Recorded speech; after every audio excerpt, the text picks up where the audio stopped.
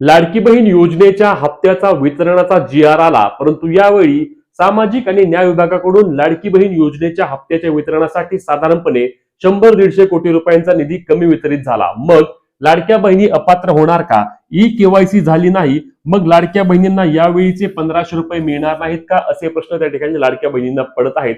तर चला लगेच याबाबतची माहिती पाहूया. तर लाडक्या बहिणींनो लक्षात घ्या, लाडकी बहीण योजना ही राज्याच्या महिला व बाल विकास विभागाच्या अंतर्गत चालते आणि महिला व बाल विकास विभाग प्रत्येक वेळी हप्ता वितरणासाठी राज्याच्या अर्थ विभागाकडे निधी मागवतो. त्यानंतर आपल्या राज्याचा अर्थ विभाग महिला व बाल विकास विभागाला निधी देतो आणि त्यानंतर जो निधी कमी पडतो तो निधी सामाजिक आणि न्याय विभागाकडून मागवला जातो. आता मागील हप्त्यासाठी कसं व्हायचं की 3000 कोटी रुपये साधारणपणे आपला महिला व बाल विकास विभागाला अर्थ विभाग द्यायचा आणि उर्वरित 400 कोटी हे सामाजिक न्याय विभागाकडून मिळायचे. आता यावेळी आपल्या अर्थ विभागानेच राज्याच्या महिला व बाल विकास विभागाला निधी जास्त दिलेला असेल, त्यामुळेच त्या ठिकाणी सामाजिक न्याय विभागाकडून त्या ठिकाणी कमी पैसे मागवण्याची गरज पडली.